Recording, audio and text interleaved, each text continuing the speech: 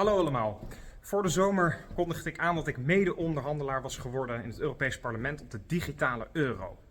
Wij van JA21 zijn tegen de digitale euro, maar ik wil jullie wel zoveel mogelijk meenemen in het proces hier in het Europees Parlement. Ik ben nu onderweg naar een hoorzitting met de Europese Centrale Bank, met Fabio Panetta, de man die daarover gaat, over de digitale euro. En ik ga hem een vraag stellen over wat hij nou denkt dat echt die toegevoegde waarde is van die digitale euro. En op vele verzoek ga ik ook iets vragen over de integratie van de digitale euro met de European Digital Identity Wallet. Ik ga nu naar de zaal. Ik ben benieuwd. Now, by now you know my opinion of the digital euro. I think it's a solution looking for a problem. Especially because as rapporteur on the Instant Payments Directive, I think that most of the so-called benefits of a digital euro is already covered under the instant payments. I mean, with the instant payments, we will limit our reliance on US card companies. Merchants will be able to set up their own means of payments, for example, via QR code. Payments will be instant within 10 seconds, and there will be no extra costs for the end users. Now, the only benefit to a call is on the offline payments, which obviously is not covered by the instant payments, but it was covered in the past in the Netherlands, which was something called the chipknip. You could charge your chipknip and then you could do offline payments, and it was actually it's defunct because, well, there was no real demand for it in the Netherlands. So there is no chipknip anymore. So I don't really see, did you do any research on whether there's actual demand for these offline digital payments as we have, cash for our offline payments anyway? Now, last time you also said there is a geopolitical argument, you just said it, that maybe we need to stay ahead of China. Now, on this topic, I think you experimented with the digital euro, you could see how it works in practice. Isn't it better to just keep it on ice in case maybe China comes in and attacks our currency in a digital sphere? Wouldn't it be better to just, well, you've experimented, you know how it works, and keep it on ice? My second question is on the mandatory acceptance of the digital euro. What will this mean for merchants, specifically small and medium-sized businesses? How will they be affected and how will they face the extra costs? And my last question is, I received many questions of voters on this, is that on the interoperability and the integration of the digital euro with the EU digital ID wallet. According to you, what would this mean and what's the added value of this integration? Thank you. You allude to the fact that this is a solution in search of a problem, then you commented on a problem, which is the possibility to pay offline, to protect privacy to the highest possible level. And the question is, are users really interested in the possibility of paying offline? Yes, they are. We have done surveys.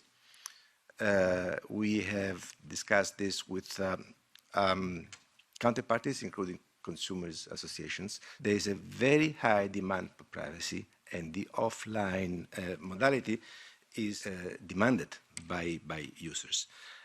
Can we do everything with instant? Well, you cannot do offline payments with instant.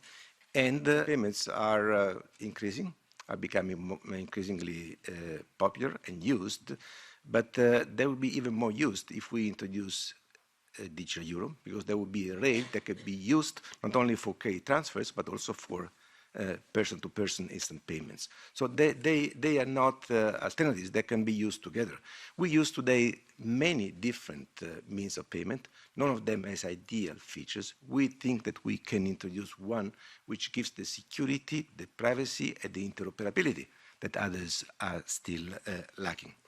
Should we freeze the digital euro project and take it out of the freezer when the you would be right if we could just decide to issue the digital euro and issue it the following day. Unfortunately, it takes years to prepare, and we have been, according to many international observers, very, I don't want to self-compliment too much, but efficient to advance in our project. Other large countries have been preparing the issuance of their digital currency for many, many years. The Chinese started in 2013. And given that you want to be ready whenever necessary to issue a digital currency, I'm sorry, but you have to start much in advance to be able to issue and not to be surprised by moves by others. On the mandatory acceptance, what would happen to the merchants? How could they face the extra charge? There would be no extra charge, quite the opposite. There would be an additional means of payment that they could use to be paid by their customers, which would push down, not up. When you have more competition, commissions, fees go down, not up.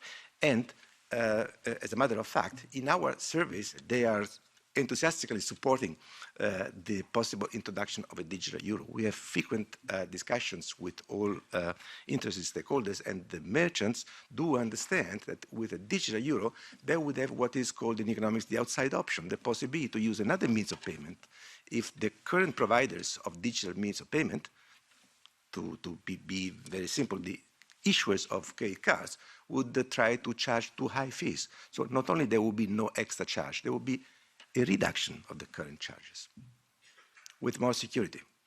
My last question was on the interoperability and integration of the EU digital identity wallet. I have many voters who are asking questions about this. Why do we need this integration? And according to you, what is the main benefit and added value of this?